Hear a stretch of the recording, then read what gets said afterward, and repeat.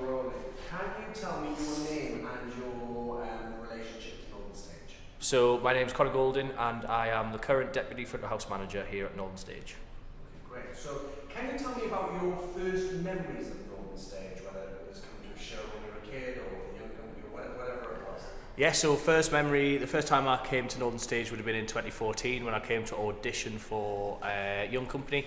So that was the very first time I'd stepped into the building. I'd heard about it through fellow pupils, like actors that I studied with, and I got an audition, came and auditioned and then got in and then came quite a bit after that.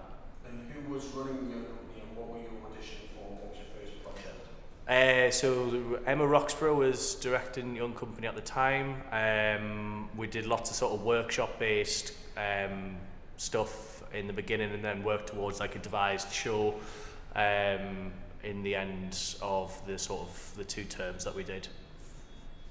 Great. Can you tell me about some of the?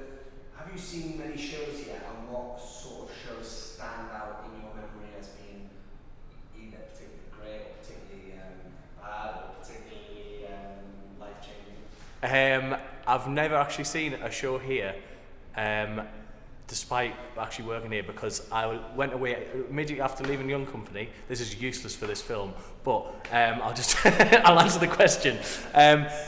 Immediately after leaving Young Company, went to university and went to Liverpool for 5 years, stayed there for 5 years. I came back and it was COVID, and then I got a job here, and that's that really. So so I've never seen a show. I'm coming to see the show tonight, Road. So I should have said tomorrow. We should have done this tomorrow. We're simple and come back. Yeah. What was I going to say? Throw me now. Yeah. Okay. So can you? That's just another question. This one might be particularly relevant to you. But what are some of your fondest memories of this building?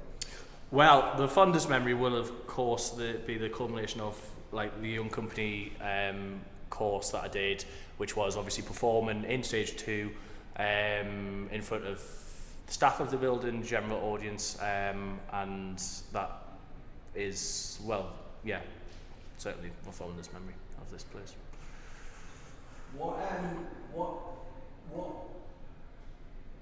What importance and relevance and what function do you think Northern Stage has within the city and within the region? Well, as a sort of regional theatre, its responsibility is to tell stories which are relevant to the communities which surround us, the communities which we are here to sort of serve. So I think in terms of the importance of this organisation within the city of Newcastle, is incredibly high, especially within obviously the arts sector. I think we're the only sort of theatre of our scale to do this kind of work in the North East, certainly. So we're there to sort of set the bar for all other theatres and makers, and sort of set a precedent for how stories should relate to people and communities. What's your knowledge or understanding about the kind of history of the building and the development of the theatre from when it was the Playhouse up until it was Northern Stage? Yeah. Well, it sort of it's developed a lot. It's almost unrecognisable from what it sort of its beginnings. It sort of began as the University Theatre in 1970. Which, you know, of course belonged to Newcastle University. We are obviously on the grounds within the campus. And then later on, a couple of decades later, they changed its name to Newcastle Playhouse. And the theatre company that sort of resided here and put on plays here was called Northern Stage. And then in 2006, there was, between 2004 and 2006, there was a decision made to invest about £4 million into the refurbishment of the building, which sort of brought about the decision to merge the theatre company Northern Stage and. Just go from merge. I hit the mic, yeah. So, which sort of brought about the decision to merge the theatre company Northern Stage and the Newcastle Playhouse, the building, and the sort of the whole organisation became Northern Stage, and it has been Northern Stage ever since. Within that refurbishment, there was quite a lot of work done within what is now Stage 2. That used to be called the Gulbenkian Studio. And it was a literal studio space with a sort of a flat floor all on one level, quite sort of small sort of room with a not particularly high ceiling, and that was all dug out, and a much bigger space was created to allow for sort of larger scale productions, and the sort of seating arrangement in Stage 1 was completely revamped as well, so it was a sort of complete flat end-on setup rather than a sort of curved half amphitheatre style. And the main entrance changed as well. The main entrance used to be down by Stage 3, with the sort of Barris Bridge car park just outside.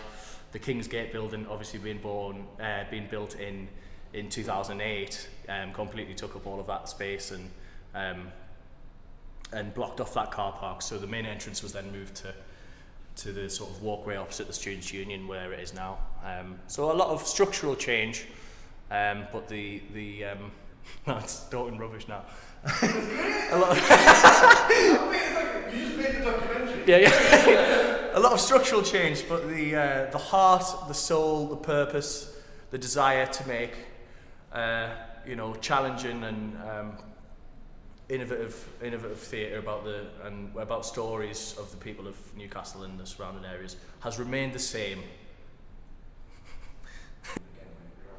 And can you think about any challenges or difficulties that you've had linked to Northern Stage that were then overcome, or maybe the challenges or difficulties that the young company had or the organisation had? Sorry, say again. So. Can you think about any challenges or difficulties that you had working here at Northern Stage as part of the young company, or any challenges or difficulties that the organisation has had? It can be you personally or the building.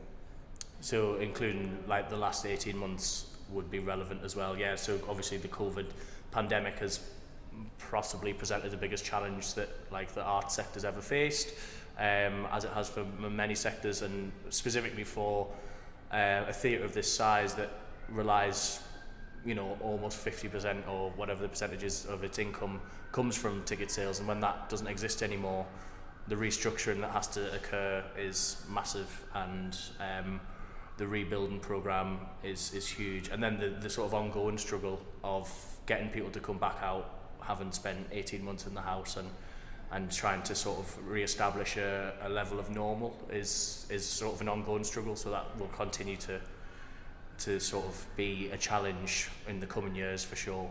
It's not going to go back to normal anytime soon, I don't think.